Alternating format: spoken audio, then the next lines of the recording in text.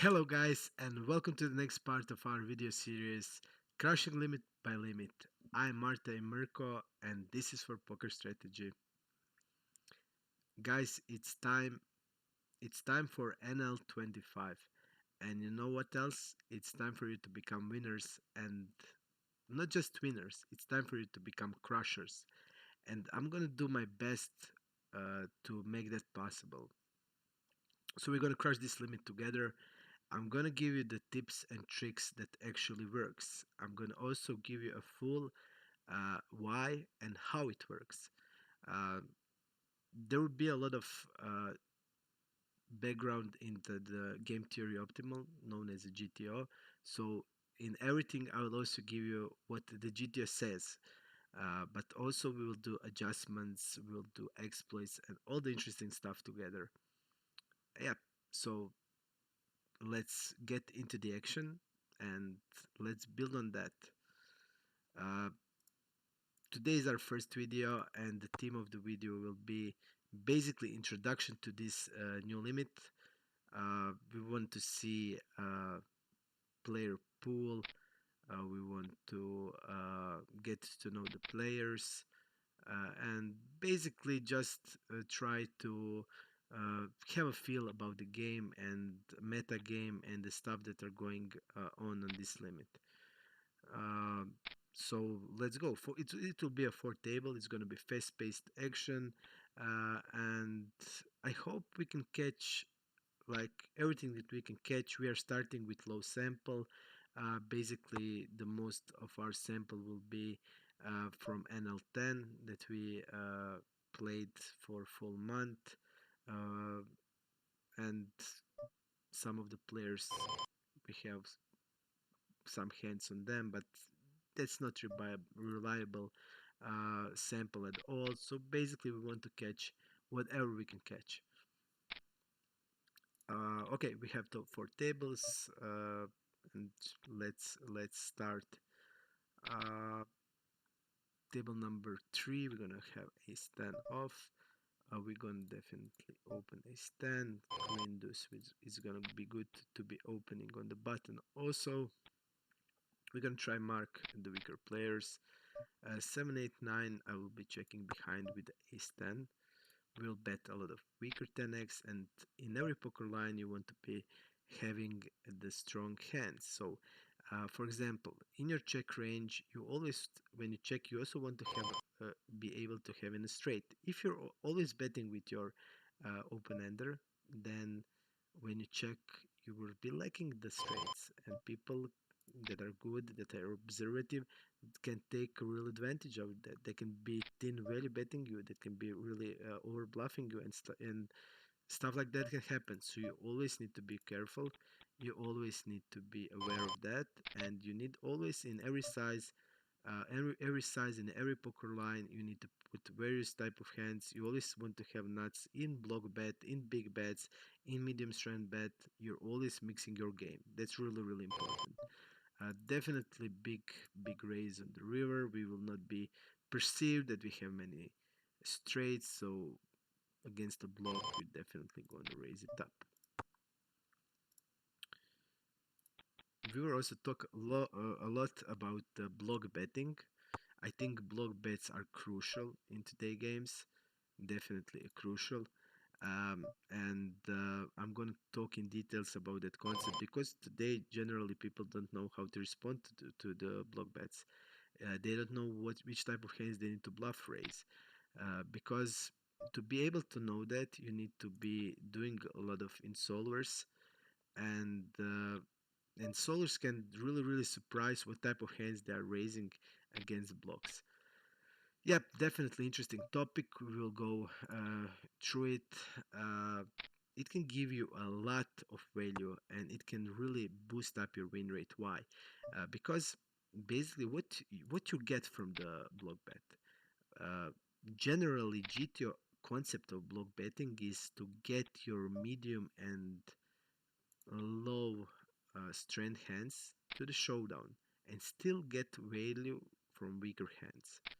Mix also some bluffs in it, but the main purpose is to that medium part of range and weak part of your range to get to the showdown.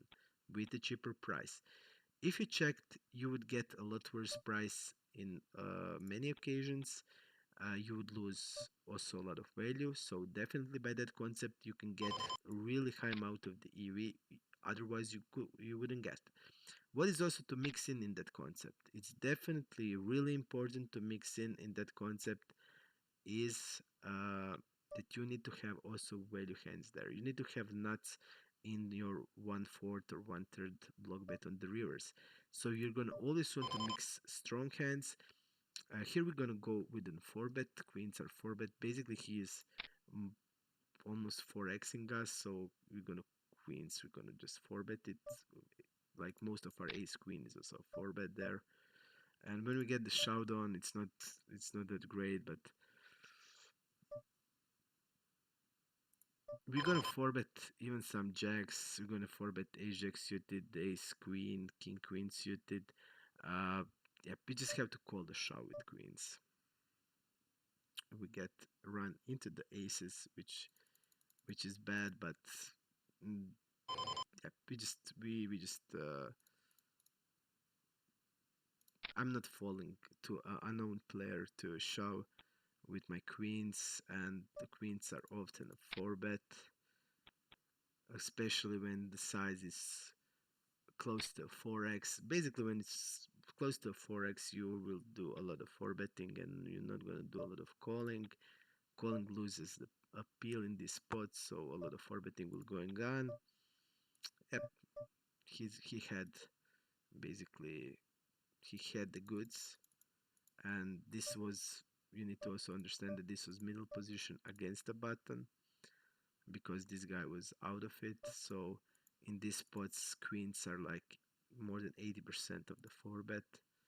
And when we get showdown, Pia folds it occasionally, uh, but to be able to fold it against an unknown player to me would be, I mean, I just can't do it.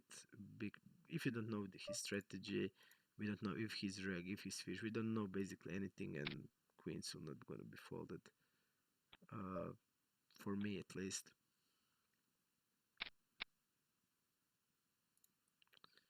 And soon as the size goes up, we definitely want to 4 bet more. That's just the case that it is. And yeah, pocket deuce is table number 2. We are open it. Queen jack off. We're gonna fold it. Deuce 6 suited. Also gonna be fold. Something interesting is going on here. Yeah. Let's see. King queen 3-way shoves. Interesting. Let's see what happened. Okay. I think it's fine. Against a weaker player and the guy that called, it's probably also a weaker player. I'm gonna fold deuces in this spot.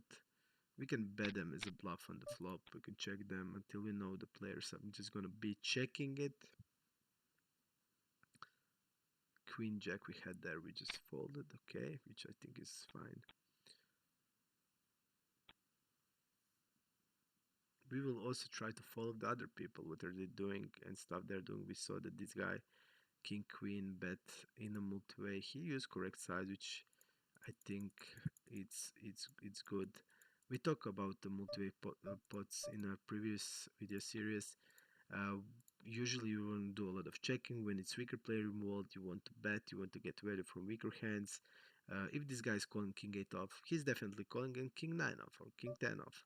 So there's a value to be get. He's gonna have hand like jack 9 off, jack 10, queen jack off.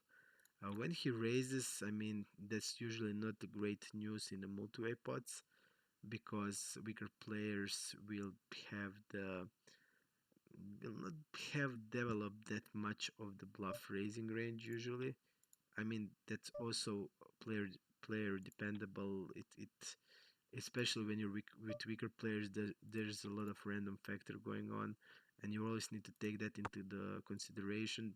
There's always possible with the random factor, and when this random factor there, this guy can easily have like 9-10 off in this spot, raise it up and call a shove.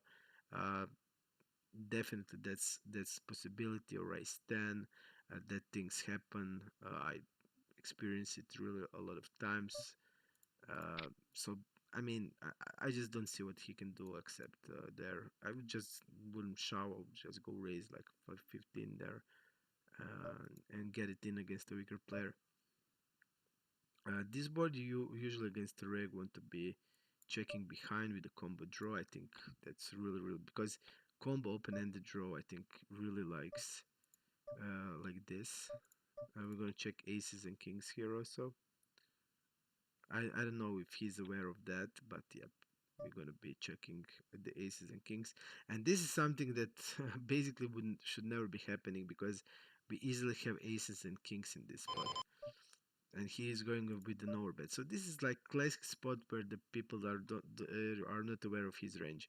Yep, his most of his range and like most top of his range will be a 8x, some nines and tens. So he should be like betting the river with normal size pretty much always, like a 2/3 or one or block betting. And when he's over betting there, it's indicating that when he's gonna have like now when I see this when he's using the normal size, I would be just bluffing the really everything. I mean, just when he bets normal, just go with it all in because we're going to have aces, we're going to have kings, so just go all in. Yeah, our hand is definitely we have the basically blockers to his bluffs, and we're just going to check it. So and fold to the river.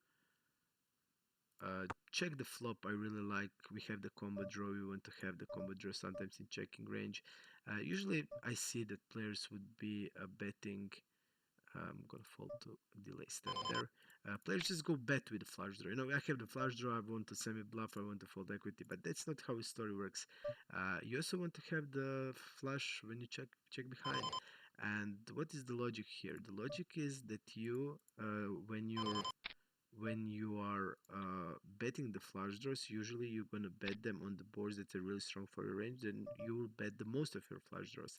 But if the boards are pretty bad for your range, then you will gonna check really a lot of your flush draws. You know, because you want to have flush in both of your betting and your checking range, and it all depends of the board structure and the range versus range interaction. So in this time, I think it's really cool to check behind the combo draw because it has so much equity and bet with reverse flush draw that doesn't have so much equity. Definitely a good spot uh, and a good strategy to be using. Table number 4, we are just folding. Table number 1, we're going to also fold. We're going to open ace 5 off. It's way better than the ace 6 off. So, yep, ace 5 off or ace 5 off is actually a GT open with around I think 30 to 40%. I'm open it 100% of it, uh, and I think you should definitely listen up from cutoff and button. Uh, it's you're gonna play pot bunch of the pots in position against the weaker players. So definitely you want to loosen up. Uh, you want to get a lot of you can get a lot of edge there. You can get EV that usually you wouldn't get because usually when you play with weaker players and you also have position, only good things can happen. So definitely loosen up from these spots. To the people should be tributing really a high frequency that you are not able to be doing it, and people on these limits will definitely not tribute you enough. They will not squeeze you enough. They will not put you in a tough spots, not nearly enough. So definitely just you can loosen up. Things like this will happen. You're gonna face a cold tribets, which is something that usually shouldn't be ever happening. The ranges that is called calling it tribet is range that is unfamiliar to me, but from what I saw and from what I remember to from my experience, I see a bunch of random hands. I will see hands like sixes, sevens, eights, nines. You're gonna see hands like an ace queen. You're gonna see hands like a king queen suited. We are now check raised. We intentionally used this small size. Uh, pretty nice turn for us. Now the pocket fours are even less of an option there. And I don't know what here is wrapping. We are blocking the queens that, I mean, if he's calling them and shoving them, I don't think he's having ever kings. He can have aces, and there's a lot of random factor there. Also, the spades got there. I think I'm just gonna be calling the queen jack when we bet this small size. I mean, ace jack suited also like he can have, but that something shouldn't be ever there.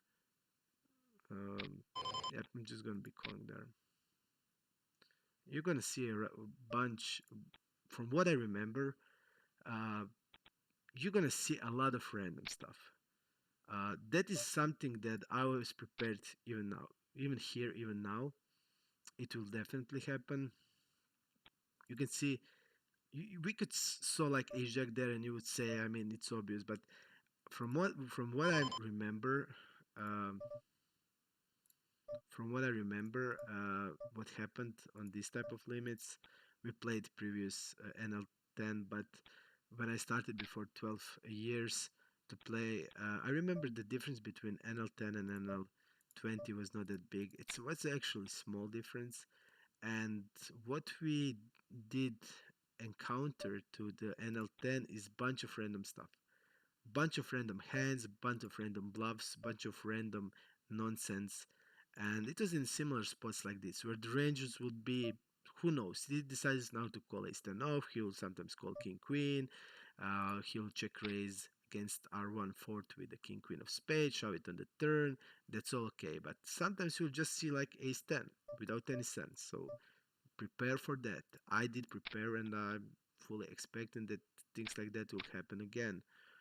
And when you include that factor, that random factor, it completely changed the game and philosophy of bluff catching, because when it's random factor, bluff catching becomes really appealable, much more basically. This board is this 10x hands. Actually, we have hands like king 10, ace 10 suited. So we're gonna go 1/4. We can go 20%. I think it's fine. This 10x actually favorizing us. His range should be a lot of hands like nines, tens, jacks. Queens are mainly shoving button versus cutoff. A bunch of Broadway suited hands. Okay, I'm gonna go polarize there. But actually, we still have all the over pairs in the range. We still have our bluffs are hands like ace 10, king 10 suited. We have the half of the jack 10 suited also in it, cutoff versus button. So definitely here I'm gonna fold until to this bigger side. Let me see, it's almost 4x. Yeah, but this guy seems active. I'm just gonna fold until I know to this bigger of the size. I'm just gonna go with a 4-bet of this guy. I think he's on tilt. Probably. I'm just gonna call him down. Uh, just I have immediately feeling for stuff like this that will happen. The guy lost the pot. He's suddenly immediately jamming. Uh, yeah, just the things that I did expect. So definitely, I'm just gonna snap him out with her hand falling there. Unfortunately, on the table number 4, we didn't get it through, and there was no action. Yeah, that was what I meant. We checked the flop, which I think it's okay. This is not like a high frequency bet, it's like low frequency C bet, really low on the monotone board. So we're gonna do a lot of checking, and on the delay, we want to put a bunch of hands into delay range. And yep, basically that's it. Okay, we're gonna go with one here, here, calling the fours there. Again, the guy is obviously on a tilt. We're gonna go 29, and we're gonna call it. Actually, he has a hand now which should be never jamming, but yep, he's obviously on the tilt. Force can be a call one time there because of the backdoor options. When the guy checks there, I think we want to be bluffing it. Actually, we are not calling deuces and trees to a cutoff, so this is our spare and want to turn it into bluff. They should be barreling a lot of ace king and ace queens there, and he's gonna still have a lot of jacks, queens, and kings that are actually bad bluff catchers. Um, the guy seems reg. He plays more tables. I'm just gonna be shoving there. If he's having jacks, queens, it 10x. All 10x will be blocking the bluff, so it's gonna be bad calls. So actually, our fours are really decent bluff. This really decent bluff in this spot because like calling a kings there is actually really bad, and calling queens are also not that great because blocking the bluffs, especially hands like queens or queen jack. If he's having a 10x, he's gonna have 10 jack, 10 queen. Uh, I think really fine. He has ace king there. Okay, that's for me no problem. Uh, if you're putting the ace king in check range on the turn, I'm just gonna write it down, because if you're doing that, that means that your barrel is full of shit, and that means we need to attack your double barrels quite often. Okay, our fours are, I mean, perfect. Like our 5x hands. I mean, I'm jamming here hand like ace jack plus. That's like just end of the story about our value range. I'm jamming ace jack. I'm jamming ace queen. He's still playing the ace king. That there is absolutely no need for doing that. Uh, our fours are worst pocket pair we're calling. So definitely, uh, our 5x are 4-5 suited and 5-6 suited. So I would bluff fours and sixes basically, and just in this line when we are in that line about bet check call on the turn, that's gonna be usually, even on my limit, they're gonna struggle to be against him. We can just easily call because he can 3-bet anything, and if we 4-bet he will jam like he did with the ace 5.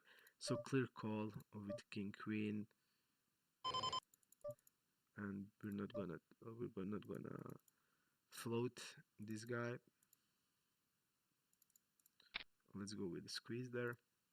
Yeah, but what can I say? I mean, I think really nice bluff. Usually, which type of bluffs you want to use? People will say like, do what do you think is better? Is it better to bluff pocket fours there, or is it better to bluff queen jack? I think with the queen jack, you actually block his folding range. And with pocket fours, you're not blocking his folding range. And actually, the hands that you are targeting are really poor bluff catchers in the first place. So he's gonna check all the turn with a bunch of the, because he's betting range on the flop, he's gonna check all the turn bunch of the 10x hands, 10 jack suited, 10 queens, queen 10 suited, queen, king 10 suited, bunch of the jacks, queens, and kings. And all of these hands lose EV as a bluff catchers. So definitely, when I saw that he's reg, I think he has understanding about that. And if he called us there with, let's say, pocket kings or pocket queens, then I would say, okay, we shouldn't be doing that. But definitely, our pocket fours is a good bluff, and I'm really okay that we did it. Unfortunately, he did have the ace king, which is non-brainer. I mean, I'm not. You don't even need to be mad when your bluff doesn't work, and you get called by like practically a nuts. We're not targeting this type of hands at all. I want to see what he would happen with pocket jacks, queens, and kings. I didn't really care when he called with ace king there. Yep. Let's go. Let's move forward. Definitely. folding this. Table number 236 will be folded. 5-10 suited, I'm gonna go with the 3 bet here. Polarized range from the big blind versus button. Oh, this guy called. I mean, I didn't notice. Now we're just gonna call. Now our range is not even more polarized. Now we are just linearly squeezing it. We are tributing big blind versus the basic low position polar range, but when it's a multi-way and you're gonna squeeze, you're gonna go with the linear range. So it's much better for you to squeeze ace jack off than to squeeze king 8 suited, for example. Folding with this. Yep, we're just gonna go with the 4 bet there with the ace king. Um, 8.8. It's not 24.8. I think 25.8 is okay.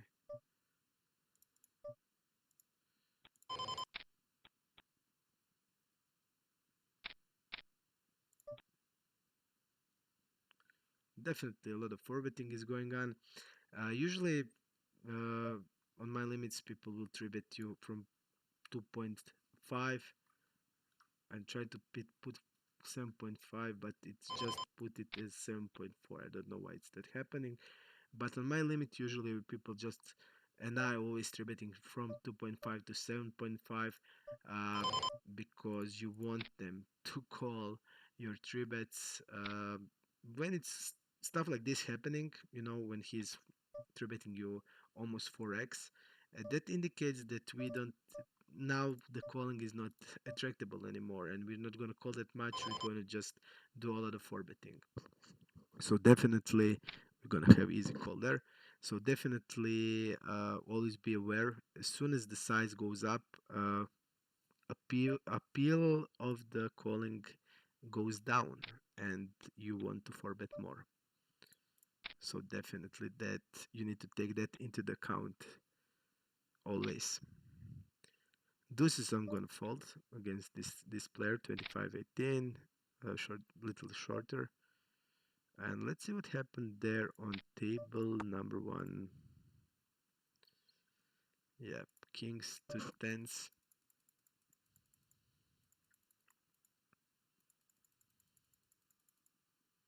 Wow, this was interesting hand. Yeah, this was definitely interesting hand. Uh, I would check the flop with kings a lot because it's not high frequency c bet. So I would check, but the guy, yeah, and this guy put it in the good size and everything. Yep, just a classic setup. So nothing we can, nothing to talk about there. Queen jack will be called, and folding the flop, we are calling a queen jack suited there. Definitely calling it. Again, we're going to be polar there. Uh, our polar range also includes a lot of 10x hands, so that's decent. We're going to be c betting 1/3 a lot. So we're going to have hands like king 9 suited, queen 9 suited, jack 9 suited, jack 8 suited. Uh, our ace deuce, actually, we want to block a good 10x hands. Flop c bet is okay. Continuing on some turns. We don't block spades, we don't block hearts, which is nice. Uh, and he shouldn't be having many 10x hands, but I want to be betting hands like king jack, queen 9, jack 9. This type of the hands, ace deuce, it's just not a good bluff. Even hand like ace king is decent, but this hand is just check fold on the turn. When you think that how our range looks like, and our range is really polar, we have all the 10x suited hands. So we have 10 jack suited, queen 10 suited, king 10 suited, and ace 10 suited. So we have all of these hands, and also we have some hands like 8 10 suited. Um, and definitely we have 10x, a lot of 10x in the trips into our 3-bet range. So we're gonna do aggressively betting on the turn. For example, I'm betting most of my over pairs. I can check some aces and kings, but queens, jacks, it's gonna be always a bet. And we're gonna mix also a lot of 10x hands into our bet range, and our bluffs really wants to be blockers in this spot and unblockers of the spades and hearts. But ace deuce doesn't fit that well, basically anywhere. Um, Here I'm just gonna go with the block of 1-4. I think it's fine. And there, against our friends, we're just gonna be calling a 10 suited.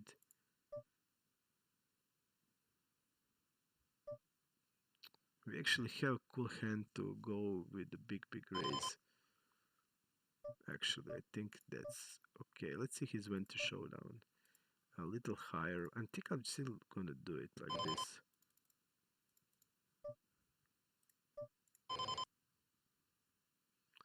Because, yeah, this is terrible. Because I don't think he will ever have a 5-6 suited that's gonna check flop, check turn. And basically, I feel that he's gonna mostly have pocket trees, and I don't think he would be raising pocket trees with this size. But yeah, he just have the hand there, and I'm gonna fold. But and also I'm basically saying I have beat I have beat the pocket trees or two pairs with the 3x. I'm basically saying I have the nuts, and he shows. And I don't think he ever has a nuts. Then that we have basically a five pocket five. There's like no real way that he can have the nuts. So I think usually they're also like what are they? Their sizes is identical to strength of their hand in most of the occasions. So yeah, I mean, uh, I just decided to go really polarized and say maybe not the best guy for doing that, but I think it's okay. I mean, based on his size, we can easily call. I mean, I shouldn't be doing that, but sometimes you got just urge to do it because in my head, like it's hard for him to have a two pair except 3-8 suited, and even 3-8 suited, basically 3-8 suited, maybe 3-4 suited uh, is a two pair, but still I don't think it can call a shove or basically this big of the raise. And certainly I don't think he's shoving the 3-4 here or two pair at all.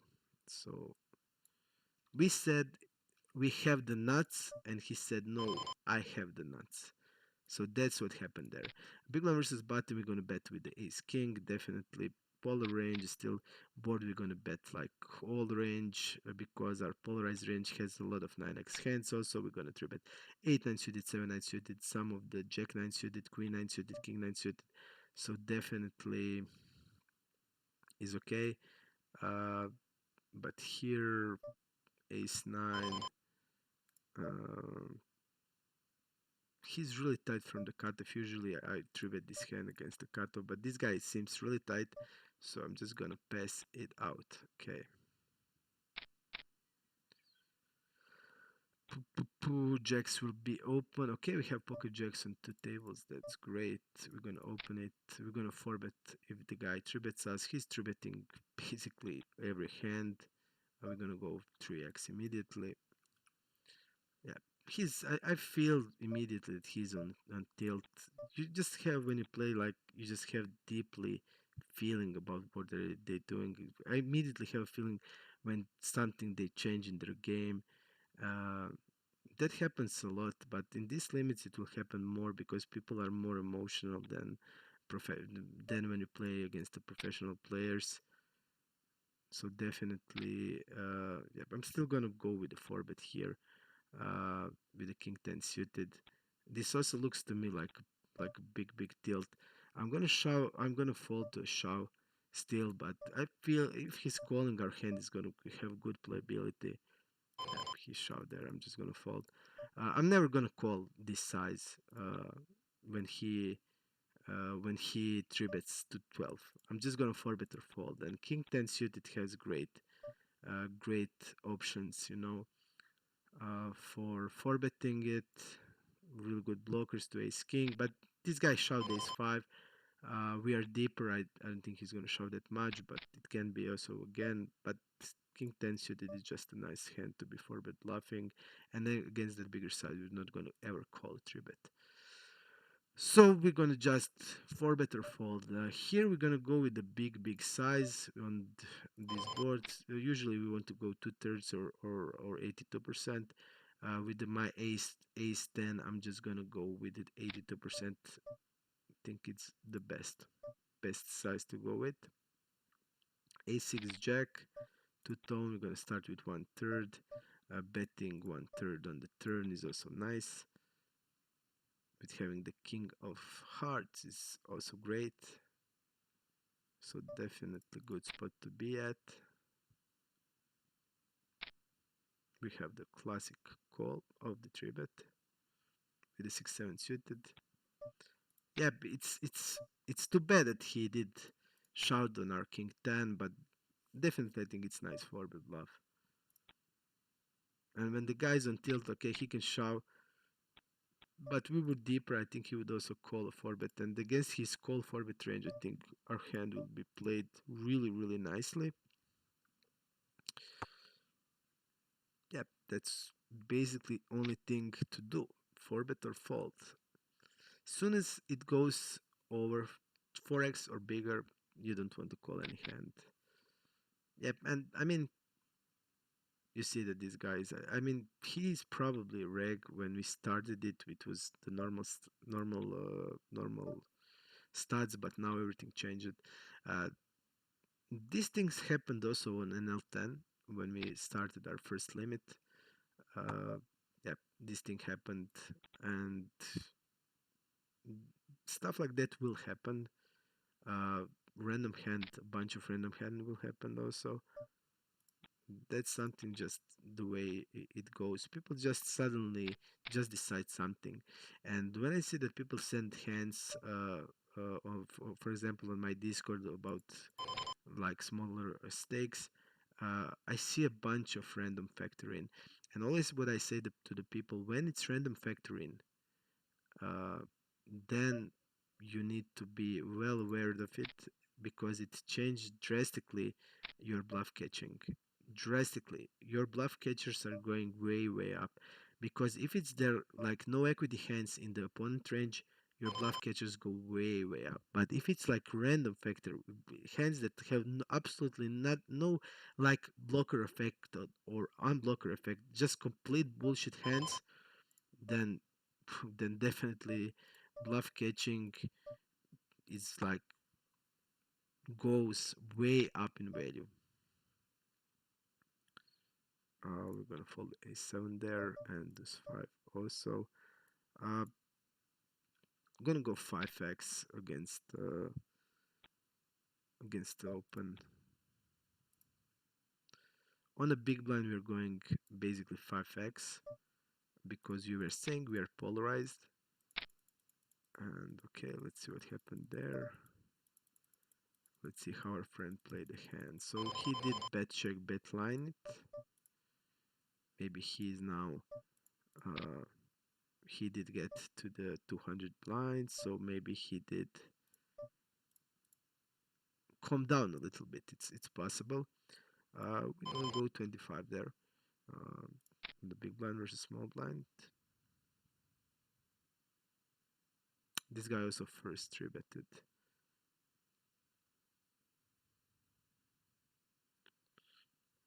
Is it possible that we did timed? I think it is. Yep, we lost connection, it seems. And it happened when we have the aces. Perfect timing. Yep, perfect timing. Not sure what happened. Not sure what happened, but yeah.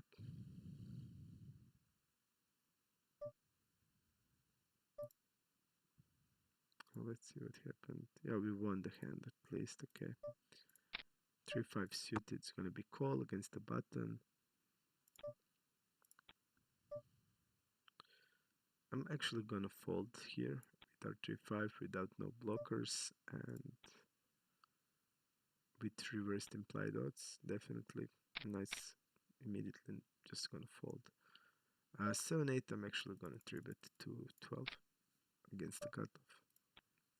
It seems like a little battle is going on between us and him. He three bets us, we three bet him. Definitely a lot of things like that are going on. Gonna go with one third on the pair board 4 4 10. Pair boards initially likes that one third size a lot, so definitely we're gonna bet it. One ace 8 on the table number 4. Definitely interesting session. Interesting introduction to a limit. People are going going crazy. Yep.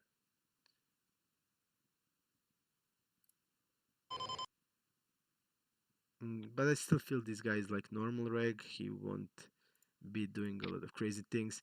Ace 8 can be bet on the flop with the queen jack 4.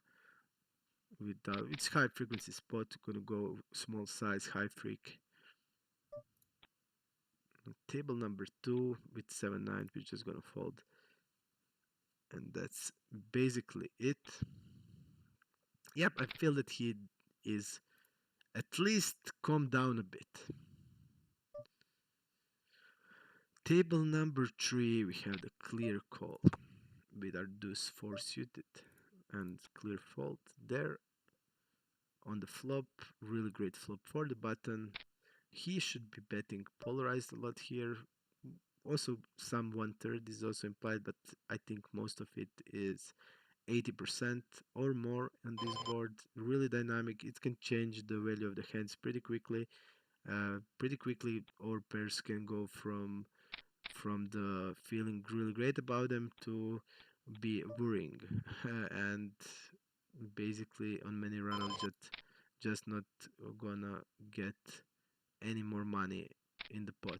So definitely big size you want to be using immediately on the flop with a lot of your hands. Table number 3, ace jack is 3 betting most of the time. Our strategy is pure as always. We are 3 betting or folding from every other position except the big blind, where we have a call range, and on the button we have a small call range, about 4 to 5% mixed hands. Uh, Guy really seems active. Ace jack, he should be like call 4 betting hands like tens, jacks, ace queen off, king queen suited, king jack suited, king 10 suited, stuff like that. So our ace jack will be calling it. Ace 10 gonna be folded around 4.8 or something like that. Classic check with the ace jack, checking the flop, which he should be checking frequently on the yeah. To a double check, I still feel I'm gonna go with the check on the turn with our ace jack. I'm just gonna check the river. You see how he played a hand really carefully, and so definitely he won't be doing any stupid things. Or I feel like he's a classical reg, and it feels like that. So yeah, definitely standard from our perspective. Double check on the river. It's still too strong to turn into bluff. And again, from what I see, if you remember the hand that we had against him, that ace king hand, where we barreled the four pocket fours, uh, it indicates that he will put really strong hands into the check river range, and he did that with the queens that are actually like pretty crazy bet on the river. You have clear bet. I don't see a value about trapping that very much.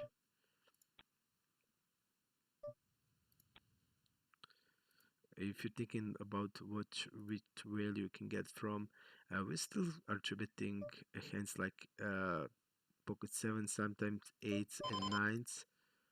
We are certainly attributing those hands. We're gonna have them in the club, so second nuts should be basically always bet because you still want to bluff. You will have hands like ace five suited, for example. You're gonna have hands like pocket nines without anything. I think all of these candidates are for bluff, and even if you're not betting your queens with a club, what is your betting range on the river, man? Then you're gonna be over bluffing these spots, you know. So, yep, he should be betting queens. We're gonna fold pocket sixes. There's nothing we can do there. Deuce five, not bluffing the river. He did get the deuce on the river, okay. But still, I don't feel that there is much value of that deuce X, so he didn't decide to be bluffing it. I'm gonna fold this and open table number 3.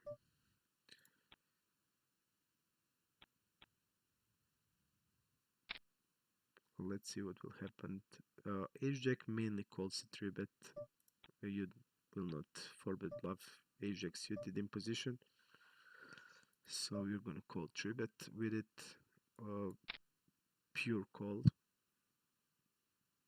And his range would be around 8 to 10% generally.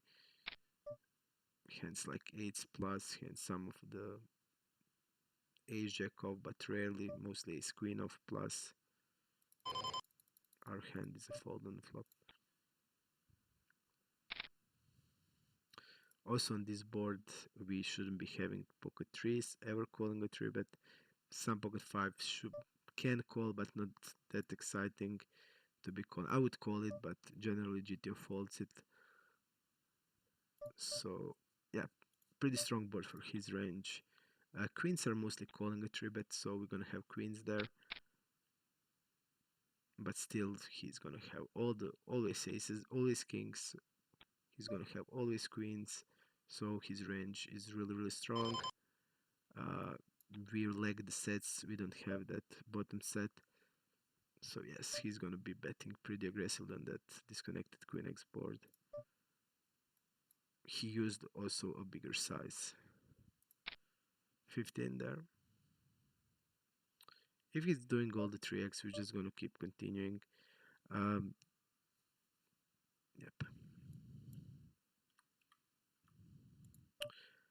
Because we are polarized here, we're gonna be betting 1/3 with our ace king.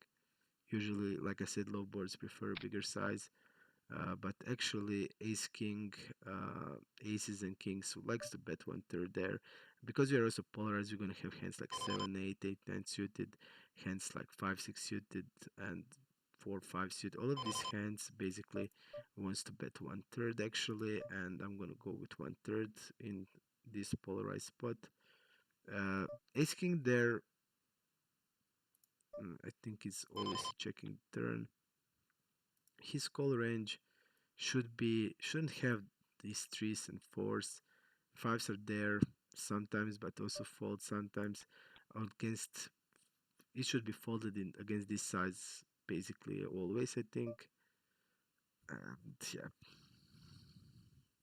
because we're going from 3 to 15, then I think he should be calling like 7s plus probably, and call it all the way to sometimes even kings. Yeah, ace king should be there like most of the times.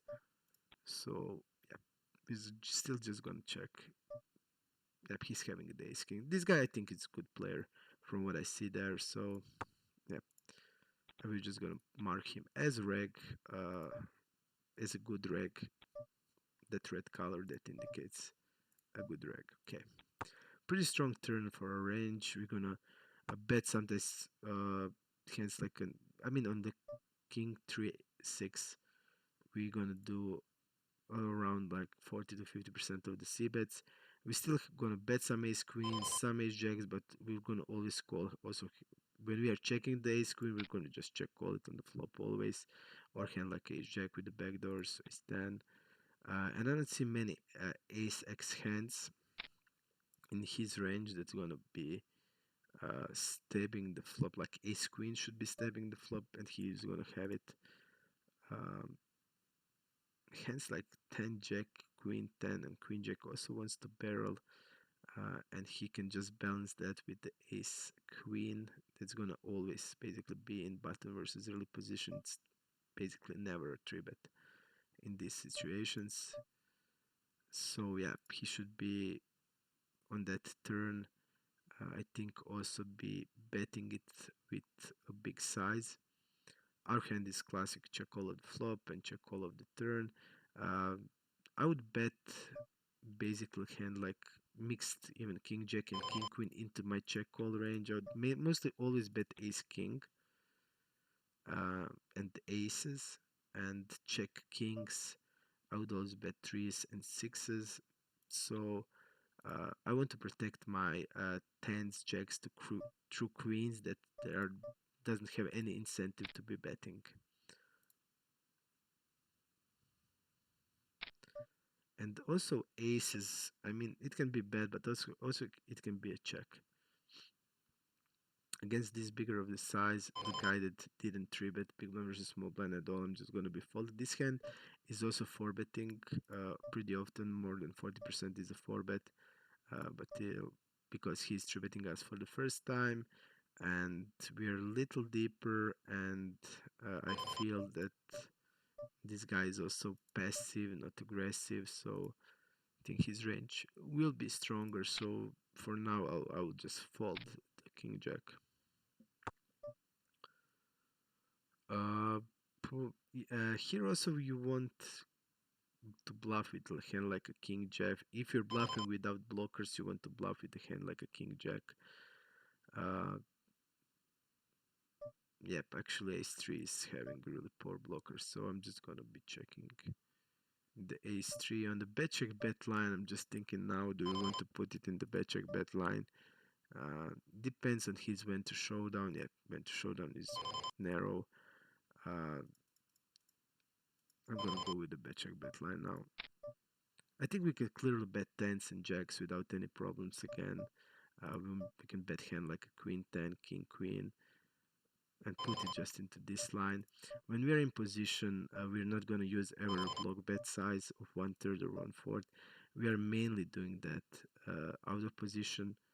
When you're in position, you want to be polarized. You don't ever have a need to protect any type of range because with the check, you are mainly going to the showdown. So here, uh, I'm gonna go with an orbit actually, and here we're gonna bet the turn,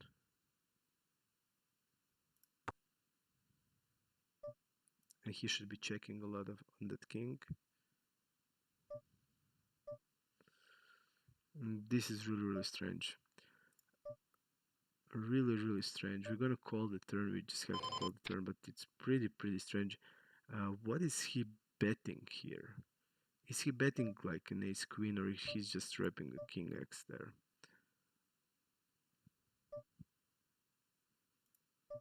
Calling there.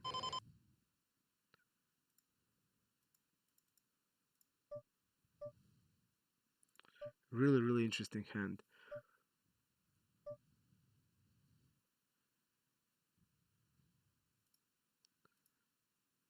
Really interesting hand. I'm gonna fold the river here, just based that I think this is really under bluff spot. When the king pair there's gonna be really, I mean, and I don't know if his range is polarized or not. Here I'm gonna go with a call, because the time is running up. Um, we did miss a value there, but I was just still thinking about this hand. Let's see how did he played. Yep, I overbet and he raised with this size and have sense. He shouldn't be raising 4x. Yeah, but I was still in my hand in this hand actually. Let's talk a little bit about this hand. When you think about it, yeah, he's betting small. He's gonna probably bet range in this spot. We actually block a king jack, so we block an ace king. I think our hand is pretty decent to call down, but my experience says from the past limit, which I think is players are really similar to this, that they're like bad also bad shove is really strong. And also here the two, I think this guy is reg, and by the style I think he is, I would say he's like tighter reg. Then, uh, yeah, when he's double barreling with this big of the size, I would say that he says he has a king there or better. And when we still call there and he shoves, I mean, this is also the spot that I don't think that I would overbluff, and I don't think the player with 18-12 will do it. So if I will not bluff here enough, and I'm for sure not gonna, because I will be aware that this king is not that great for me, especially because on this type of the boards, I mean, ace king 7, you want to be polarized also on the flop, a lot of big sizes you want to use, and he basically used a small size that indicates he's gonna be betting pretty wide or wider on the flop, and he can just bet a lot of king x on the flop. Yeah, that's basically what I was trying to say. It's I would say I'm like pretty sure that he has it. I'm gonna go with the three bet with the queen eight of. I'm gonna put this hand into the normal size, our ace 9, and we're gonna put ace 10 suited, ace jack suited, jack 10 suited, jack 10 suited into the orbit. I don't think we can fold to this size, basically anything that is suited and has some potential. I won't be folding to this size at all. And yeah, this size is pretty gross. We have the gut shot and we have the backdoor draw. Um, I'm still gonna fold with the 2-0, but we have the backdoor draw. But we were probably gonna be, if the hearts come, he's gonna put the turn.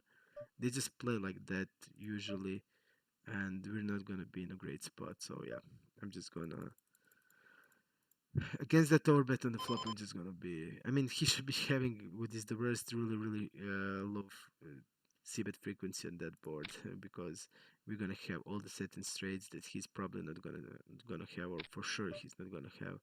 So definitely,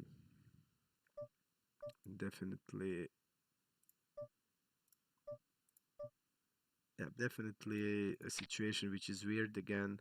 Really weird situation where we are faced with an overbet in a spot where is basically a lot of check range or exclusive check range, but that will happen. Here I'm just gonna go with the raise of the flop, like this. Again, this line is really underbluffed in our previous limit. Check raising and raising the turn, really underbluffed. I'm gonna go with the 3-bet also here. I'm gonna fold. Also, our blockers there are not great. If we want to bluff catch, I wouldn't bluff catch with this hand. Yep, I wouldn't bluff catch with having a 9 there. And we're gonna go like this. Here I'm just gonna use bigger size with my gut shot. Okay, he has a flush. I think it's fine. Yeah, I think definitely it's fine. Double barreling here for sure. With our queen jack. On this board we will bet a lot of face queen, ace king, king queen. And here on the river actually we can go either way. I don't mind a check call on the river, I don't mind a jam. It all depends what we think about the player there. I think it's like 50-50 spot. His went to showdown is 15. Mm, I'm gonna go with the check call of the river. He had the jack 9. Okay. Let me just go back. I want to see this hand. We raise the flop, we bet 1/3 on the turn if I remember it correctly, which is okay. Let's see if that's what happened. Yep. We raise the flop, which is okay. Yeah, we bet one third. I really like the play. We bet one third there. We want to bet uh, one third. The purpose is that we want to bet wider value range there, and we basically don't need to check any two pair hands plus, and people will respond. Generally, they will respond not that great to it. They need to be check raising flushes, but they need to also have a lot of flushes in check call range. They need to mix it up, and people struggle to be doing this. This guy played it actually really good. He should be just jamming the river always, but he did play it very good. Jam of the river is for sure. Uh, I think our hand still gets ton of value with for whereas 10x hand, all the queen, kings, and aces that we are not blocking. Yeah, okay, he had a flush there, but I mean he should be shoving it. And in general, I think it's we have to bet against, especially when we're playing. If I presume that we are playing against the weaker players, then definitely the bet on the river would be good. He had the queen high flush there. Yep,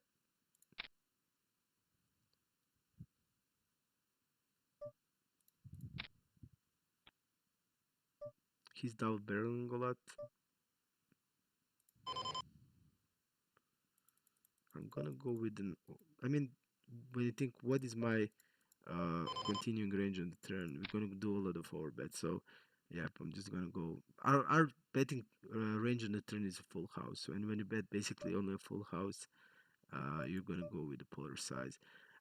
We saw until now that this guy slow played two times out of two times for us, and he's calling or bet. I don't think he's gonna ever call with the ace high. I would bet he would never call it the ace high, and he looks to me like a king x that he's slow playing. Okay, he has the jacks, but I mean I want to follow the queen and king, queen and ace highs there.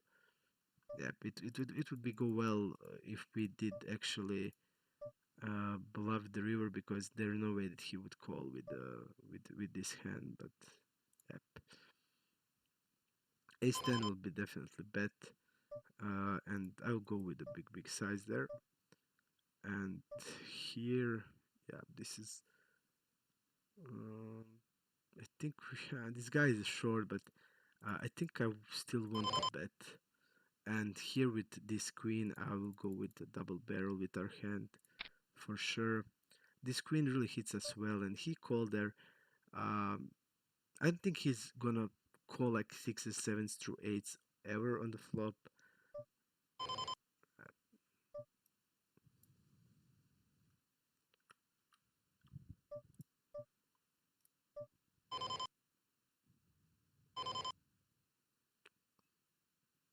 I'm gonna give up with the ace 10 with the club. I would jam if I don't have a club, and I would jam if the club is there. Really, really. I mean, it's unfortunate and fortunate in one way. Uh, we have to jam queen 10 there. We just we are having a queen high. Yep, 8x paired, not that great, but we just have to jam it. I'm gonna check there. I think I'm not sure what happened there. He called call a tribute. Okay, again strange spot. This guy called call a tribute. He's betting small. I'm gonna call, but again, not great spot. Uh, I, I I wasn't sure at the beginning because really a lot of cold calling is going on. Cold calling a tribute and stuff like that. Yep, we're just gonna be now betting with two thirds. He can have sevens, eights. He can have basically what we saw that their cold calling range is pretty strange. Yep, they're I think bluffing with without club is way to go.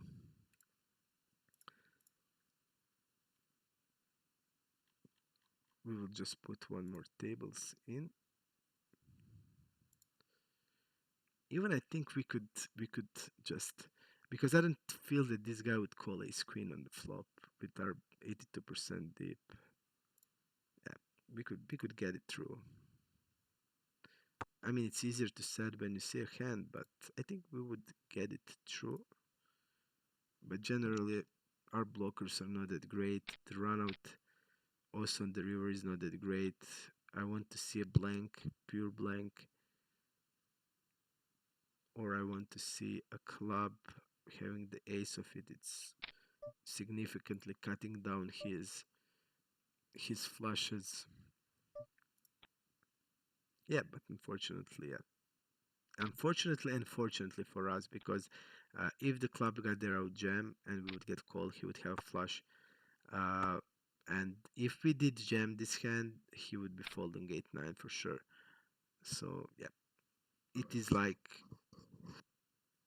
unluck in luck. And this is also, I think, anti-table. Yeah. Usually I don't like the anti-tables very much, so I'm gonna leave out of it.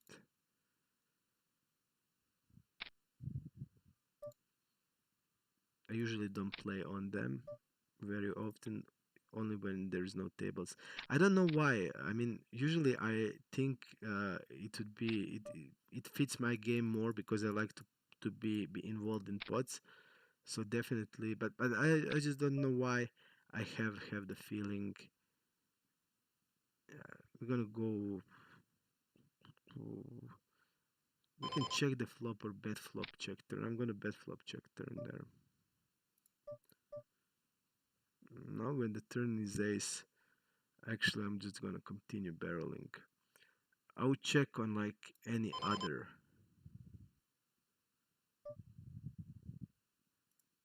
I'm gonna go 1/3 there.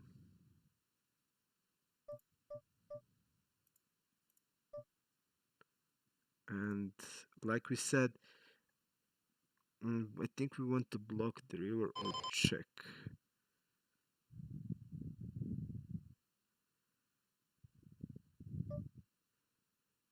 I'm gonna check the river.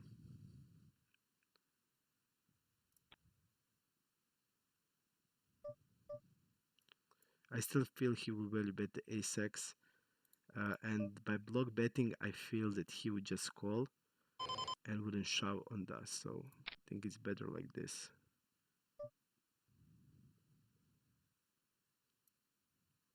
Okay. We are check raised on the flop, and I think most of the hands that want to check raise are the straights. I don't think that check raising hand like queen 10 is the smart thing.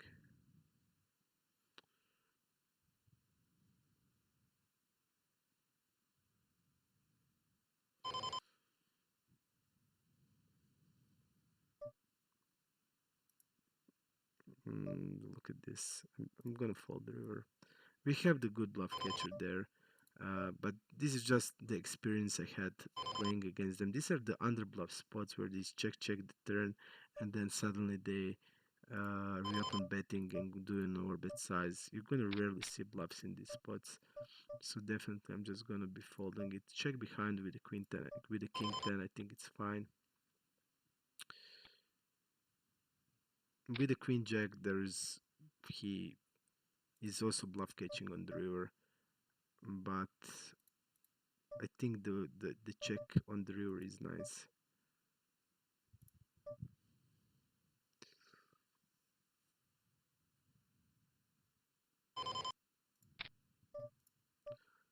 I'm gonna go with an overbetter or like a pot bet. Let's do a slight overbet. Yeah, let's do a slight overbet. So we can just include fours and nines there, and we also have 8-9. So I think it's fine. And we did get called by what I want to see by king 8. We are bluffing the better hands than king 8. Yeah, I'm gonna call with the king 8 there. Uh, clear call on the turn. Yep, this is a pretty sick call. Yeah, pretty sick call.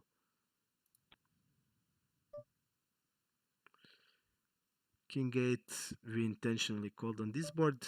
Big blind versus small blind, we're 3 betting 8 plots. So we're 3 betting king jack. So definitely we're going to have a tough time in the term of value hands, so I'm not gonna have raising range at all on this board. I'm just gonna have call range just to protect my call range. Uh, yeah, and just put the big size. Just put the big size in it. We are hour and 10 minutes. It's been interesting session for sure. Uh,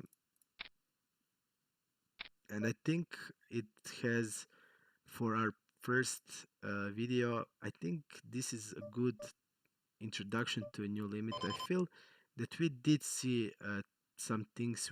Saw what the good reg is doing because that good reg he slow played a couple times against us. So definitely we see that I would say general the regs here would be a lot more passive, and yep, they will just against this size. I'm gonna call always with force. Big blind should be polarized, a lot bigger size. When he's doing like that, I think we're gonna just be calling it. Yes, we just had a good introduction to limit, I must say, because we see what regs are doing. We see a bunch of also random hands that I did expect to be happening. So all in all, I have a better feeling about the game that I had that than before. I had also expectation that will be similar to the previous limit that we did play, and I would say that that expectations are uh, close to the truth. And I think that when we complete this limit and we will do the comparison of the limits at the end, I think we will just see that there is no that big of the difference in these two limits. And when we get to the NL50, I'm gonna tell you for sure that the difference will be like really really big. On NL50, I think the players that play for living start to kick in, and when you play for living, you're of course gonna be playing this size. We don't have any other option than to call. So I still feel NL25 is close to what we did go through. So definitely, I think it would be something like that. We check behind, which I think is fine. He delays. I think we probably had the best hand. They're not checking enough, I would say. Um, I'm gonna bluff catch. I think on this card, I mean King Queen and Ace Queen got there, but he's gonna have also an Ace King, which he can bluff, and other like random hands like Ace Jack. So I think from my experience also this is the spot they're bluffing. Actually, okay, he got the King Queen on the river, but he's gonna have hand like a King Jack also, and King Queen is not ever a delay. I think if you want to be, you can bet it. I mean, actually, if you're playing correct ranges, it can be a delay, but I don't think this guy is playing the optimal ranges when he squeezes this size. So I'm gonna bluff catch there with it. I think he would bluff basically on any run out with the king high there. And here we're gonna go with not gonna go with an overbet size because definitely want to bet still hands like nines, eights, tens, jacks. You're going to want to bet all of it, and we're jamming the river. King eight or king eight off. Okay, 4-6 gonna be folding. Yep, I just generally have a feeling that uh, just based on the size on the turn and the fact that weaker players are always betting with the or pairs. There is no checking here. Even the worst boards for their range, they're not gonna be checking. I checked back basically just that I want this to be happening. Uh, I want to see like the worst run out I would say is a king and queen. Ace is actually not that bad as these two because with the ace, mm, sometimes I don't think they will bluff always with the ace on the turn. They can just check hand like ace queen or ace jack. Okay, ace jack wants to bet more than ace queen and ace king, but still, I mean, all the hands like a king jack, ace 10, or random hands like that that can be there. It's gonna bluff. So I just know in this pose that they will be bluffing.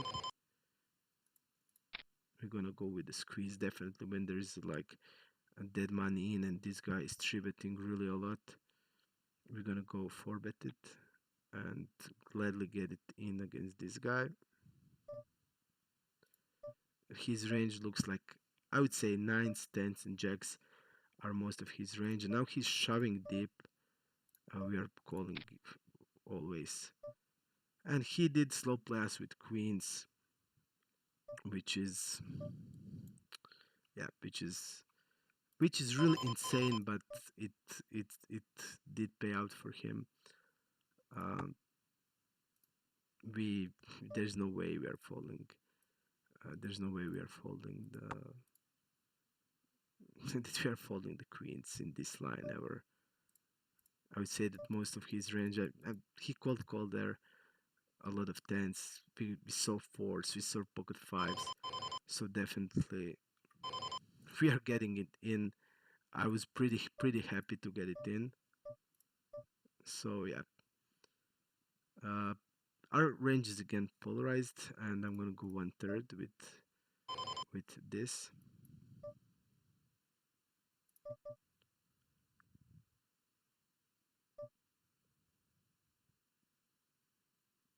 Yep, and now we're gonna go one third and mix it one third and overbet. I'm gonna go with an overbet this time.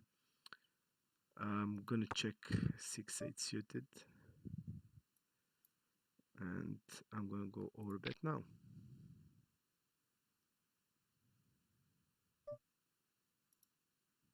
Actually, we're gonna go with a block on the river.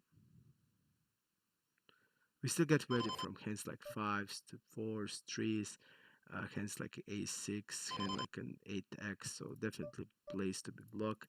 I don't think we're gonna be raised again. He's not gonna raise king queen there or queen jack, queen 10. He's gonna win against these hands if he's having hand like queen 10 of hearts, queen jack of hearts. In this type of hands should be stabbing the turn, or king queen with the club should be stabbing the turn a lot.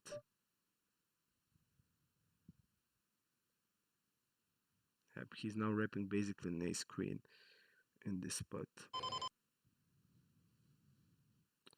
And the guy is really tight. He didn't raise versus bet at all. And it has a perfect sense that he basically has the ace queen. We bet the flop he called. He's not gonna bluff with the ace queen, even he should be with sometimes so or often. Yeah, I'm just gonna fold against really this type of player with aggression of 19, not raising the river ever. Again, unfortunate run out here. Ace 5 can be a 4-bet bluff sometimes. Gonna use it as a call now. I would say it's unfortunate run out, yep. Uh, but block bet against this type of players will be working wonders. If the player is like aggressive and capable of turning stuff into the bluff, then definitely, yep, definitely we have the clear call, and I would always call. But when you see like this, just my experience will tell me definitely not to do it. Uh, we're not gonna also do. We are not that deep, so we can make a shove here. Uh, so basically, we can bluff catch or fold, and bluff catching against 19-6 and aggression 19 is a recipe for suicide because we're not gonna get anything from our bluff catching. Really interesting hands. Uh, I see. I'm glad that we get a couple of the concepts of with block betting, because I think block betting is really art. It's art in poker because you can like get so much value out of it, and you can make players just bluff raise you, and then you call them because when you're block betting, there's just you want to be balanced. You want to have the some value range in, but what's the worst it can happen if you don't have the value range? If you don't have any value hands, and I'm by value hands I mean hands like trips plus or two pair plus, what can happen to you? You can still call. You can still call with your medium strength hand. You know, you can still call and catch a bluff. So even if you don't have any strong hand, it's strong strategy to be using. But if you have also a strong hand, then it's like top of the top strategy you can use. Clear call on the king to 8. From what I see, they are definitely over c betting this type of the boards, and I still prefer 1/3 or 2/3 on the turn. This half of the pot is the worst size I could use. So definitely great strategy to be using. We're gonna talk a lot about it. I did work on it in last few months, and I immediately I was immediately hooked on that strategy because I see the potential of what can give it to you. I started using it in tournaments first, and it did really wonders in many like 6 spots. You get value, you make people bluff you, and what's also other thing is that you just get to the showdown with the hands that will have a struggle too, and you still get value from that hands. Like that's insane. Um, you in many spots you will lose a lot less, and in many spots you would earn a lot more than you should be, basically. So definitely something that I want to explain to you and that you incorporate in your game. It will have a huge boost on your win rate for sure, and people will when a lot more people start using this strategy, uh, people will just have to go into the solvers and work what you want to raise against it. Go and see what are the bluff raises, because generally from what I see on my limits, people are just in the dark, just raising random stuff, because sometimes you need to turn the pair into bluff, sometimes you're turning ace high into bluff, sometimes you have complete airball of the hand that you're bluff raising. It all depends of the range versus range interaction. Is also has the to do something with the minimum defend frequency. Sometimes you turn the first hand into bluff that can't call the river but are basically a little bit stronger than to fold. So something in the mix. You also turn the pairs into bluffs. So a lot of interesting thing is going on when you block bet and you want to see what raises you want to have, and people are not going to go deep in these spots. For so just think about how much value you can get if you actually work on these spots, because people will be in the dark and you will be on your home field, just pumped and ready to go. So definitely we will work on that. I will tell you and show you the in which spots this strategy is best to use. Table number one, 5-8 suited, clear call always. We are in the multi-way. We are always in the multi-way. It seems on these limits we're just constantly in the multi-way pots. The guy didn't bet. Here we just can be polarized. We just want to be betting hand like Jack 10, Jack 9, Queen Jack, King Jack. Even hand strong as the, let's say, uh, King Jack off is a way to put it in this size. And on the river, because the river is such a great for our range, we will do, let's see which size we want to use. Uh, we have 8, 9, and 9, 10. I'm still gonna go with the block on the river and put our flush into the block bet. Just when I think about my range, how it looks like, the 9 is pretty sick actually for us, because now we have 9, 10, 8, 9. Pretty often we have all the off combination on, and we want to value bet 9x basically always. So yep, definitely. And this is the board. We're gonna just check bunch, because his call of the squeeze should contain a lot of pocket pairs like 4s, 7s, maybe even 9s in this position. So I'm just gonna check shove with the 10s. Tens need a lot of protection. They immediately wants to get it in. So we're just gonna go and shove it. We also don't know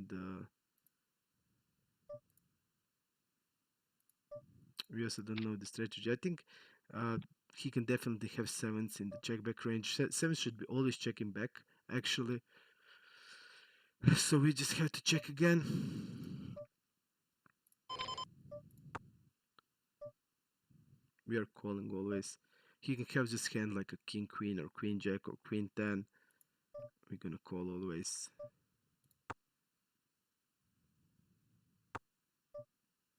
And we're gonna block the river.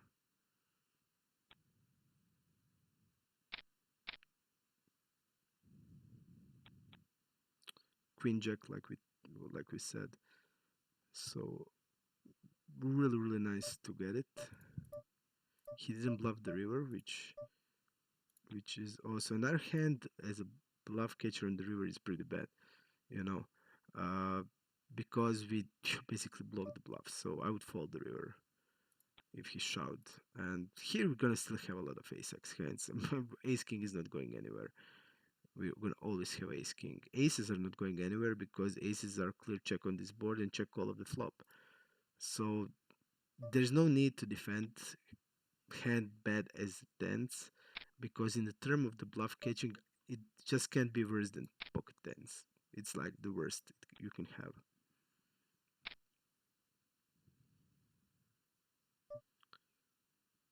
And I'm gonna call with the ace nine. And we are actually donk flop on this board that's crushing our range. I'm gonna float there with the backdoors. Let's see this guy. No. 46 went to showdown. We're not gonna get it through. We're not gonna get it through. On this river, I guess he would have enormous flush uh, advantage on us. So definitely we're just gonna be give upping. Uh, I mean, our hand has some backdoors and we're blocking ace 10 and ace 7. It's not that terrible, but when I saw the player, then I just don't see a sense that we continue on basically with the air ball there. But he is stabbing a flop that's never it's never a stab. Uh, you're stabbing into the really strong ranges, and I would attack there with my value hands heavily. Our hand, I mean, is a fold. Let's be honest, it's always a fold, but yeah, they'll randomly have some hands that will better than us that will fold, but I think generally we need to be turn ourselves into a basically stone cold bluff without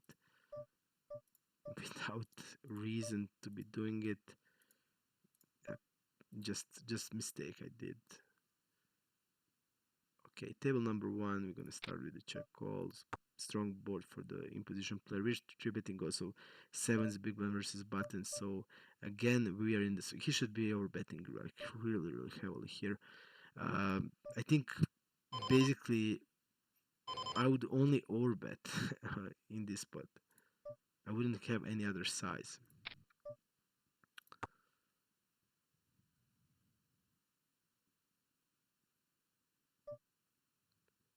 Checking. We're gonna call because we basically split a lot, but uh, you know what my experience will say?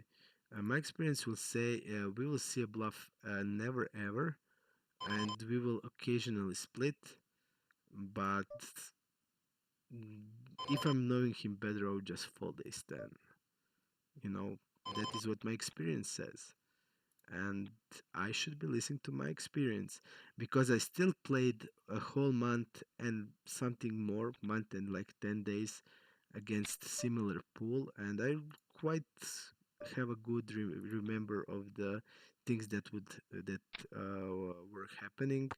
Yeah, because I still call the GTO calls a lot on them, but they're lacking bluffs in the few lines that I told you, and we made the video just about that. There are few lines that they are heavily under bluffed. Bet in three bet pots. Check raising the turn is heavily value heavy there. Especially check shoving turn in three bet pots. You know, in four bet pots when they check shove, it's also pretty value heavy. Uh, yeah, some lines are just like check raise flop, bet turn, bet river. Yeah, that this line's like crazy value heavy, and you still have some GTO calls. And basically, when I play against the players that I don't know 100%, I would always call the GTO calls. I mean, I would never fold it. But also, sometimes you need to just play the pool of players, and yeah, mm, and this is pretty nice turn. Now it's reducing the ace king, and yeah, we're just gonna bet it big and just pot it.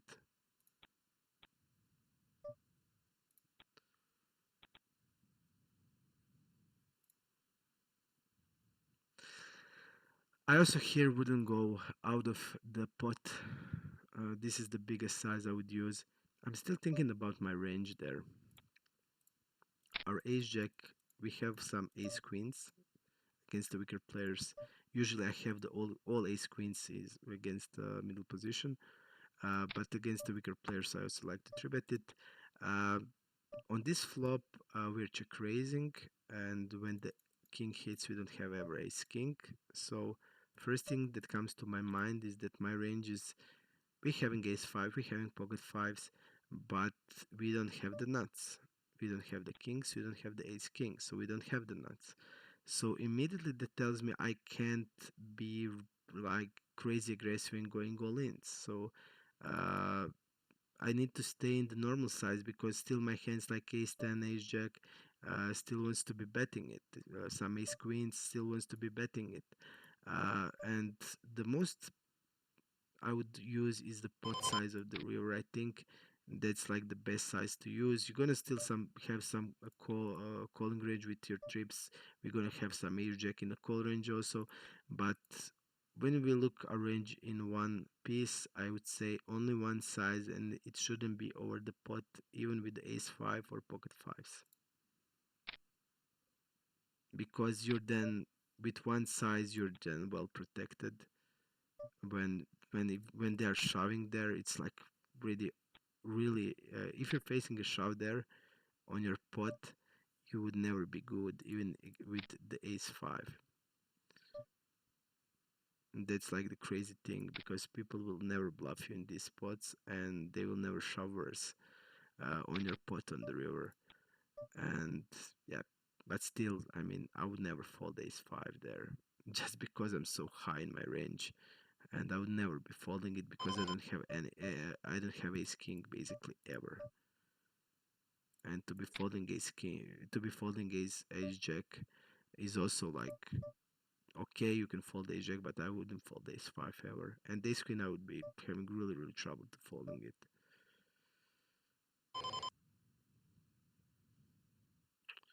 Here actually I'm gonna go with this. And we are mixing the click it back and call, but clicking back is most of the times with the ace 9. We are 1 hour and 33 minutes, so we're gonna close it up soon. Uh, pretty fun session. Uh, we get, I mean, we did the job done because the job was to get to know the pool a little bit and just to blend in into the pool. And I think we did the job done. I had a sense and feeling about the regs. a couple of good regs. I mean, that guy was playing really nice, really nice. That Inger guy, Inger something. So he played it good. So we had a mix of everything, mix of random hand, mix of emotional guys, mix of whales. So it was mix of everything. And for the introduction to limit, I think that's basically what we wanted to see, and I'm happy about that. Big size is also great. We can go like six. I think it's great. Uh, Betting here will be a lot. On 7, 10, 10, we're gonna bet really, really frequently. We have the ace blocker, which is also nice. Uh, our job there is try to fold out hands like fives, eights, nines with the ace queen. I'm just gonna bet it on the turn. This guy again starts to be donking quite quite often. I think I'll barrel the ace queen there. Just based on my range advantage in these spots, I'm gonna fold tens because they're bad, really bad call. On the turn, blocking the bluff range. I still don't think they will ever fold hands like 8 or 9s on the turn. And 5s to 6, from what I see from them, they're not folding that also very often. To show we're folding, and they're just doing this with their value range, and like it is it should be music for you, because when they are calling this spot, our bluffs will be way profitable when they're shoving their value there, because you don't need to be worried about be slow play that much. So just triple it. For example, when I'm betting there without equity, I'm gonna bet hands always like queen jack of diamonds and clubs, queen jack of diamonds and queen jack of spades. I'm gonna bet like 100%, and I'm gonna shove the river with it, like pretty much always. And when they are just not calling this and shoving this, uh, there's no way I wouldn't like barrel that queen jack on even like the blank runouts, especially on blank runouts. But even like on like 8 or 9, I'm just gonna shove it. Uh, Also hands like king jack, some hands like random ace x hands. At least that they are blocking the ace 10 suited. We can just bet it will be all profitable. Uh, yeah, when they're just shoving this. And from what I noticed in the previous limit, their shoving range was like a nuts value heavy, like nuts value heavy. So I'm gonna fold there. Not the greatest spot to be, but in these positions, I think we can call for bet it. We're calling there. Yep, I didn't see that this guy is really passive one. I just saw that he doesn't fold to a c bet, and our hand is basically always a check call on the turn. But against this type weak players, you don't.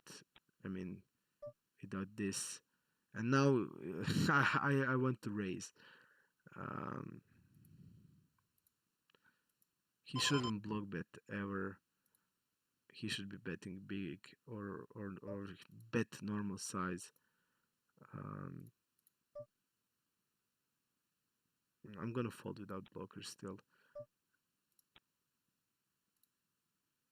and I want to have some understanding about the player, about his tendencies before I do a bluff raise. So I'm not gonna do it. A few more rings, guys, and that will be it for today. Table number 3, we're gonna go with the bet with queen 10. I'm gonna go with the bigger size there. uh, Jack is really nice for a bluff range. You see, we are betting Jack 10 and Queen Jack and stuff like that, and he's not gonna ever call a flop with the Jack 10 or Queen Jack. So that means that Jack is a like greatest card possible for us, because if the queen is there, it's a lot worse than jack, because he's gonna float the hands like a king queen with king of hearts, like ace queen is gonna be floated 100%. But jack is perfect hand for us because it is the worst. He's not gonna have ever jack in a floating range. Okay, some ace jack will be there, but generally hands like jack 10, queen jack, or king jack won't be there, and we're gonna barrel jack 10 and queen jack like all the time. So definitely a really nice spot to be. uh, Here we're against an Inberg, and I'm gonna go with the bigger size with the queen 9. I won't immediately fold equity with my queen 9. Also, when I hit that queen, when I bet bigger, our queen will be way more better, way more. It is gonna be good at the end, more than if we bet 1/3, because his flow is gonna contain a queen a lot. Um, on 1/3, and yeah, definitely I want to be betting there. We're gonna have two sizes, 1/3 and the bigger size. So we use the bigger size there. And when we think about our range, which hands we want to use bigger size, definitely hands that are that wants to get the stacks immediately in. So hands like nines, tens, jacks, even queens wants to bet bigger. Hands like pocket ace, for example, want to pocket eights or pocket kings or pocket aces, or hand like a 5-6 suited or 6-7 suited. They want to be bet 1/3 size. So we're gonna mix two sizes in this spot. Okay, guys, one more round, and that's it for today. Yeah, it was fun, definitely fun.